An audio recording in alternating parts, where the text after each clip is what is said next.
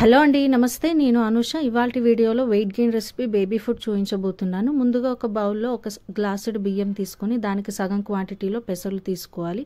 ఈ పెసర్లలో ప్రోటీన్ రిచ్గా ఉంటుంది.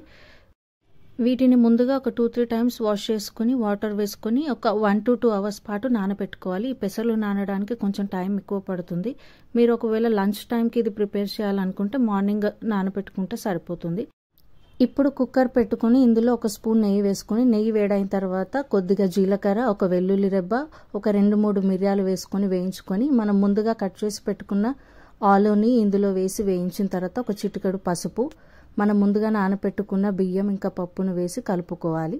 ఇవి కలుపుకున్న తర్వాత ఒక పెద్ద గ్లాసు వాటర్ వేసుకొని చిటికెడు ఉప్పు వేసుకొని కలుపుకొని కుక్కర్ మూత పెట్టి ఒక 3-4 విజిల్స్ వచ్చేంత వరకు ఉడికించుకోవాలి. అంతే అండి, ఎంతో హెల్దీగా ఉండే ఈ రెసిపీని ఒకసారి మీ పిల్లలకు చేసి పెట్టండి. చాలా ఇష్టంగా తింటారు. ఎలా ఉందో కామెంట్ చేయండి. నా ఛానల్కి లైక్ చేసి సబ్స్క్రైబ్ చేసుకోండి. Thank you.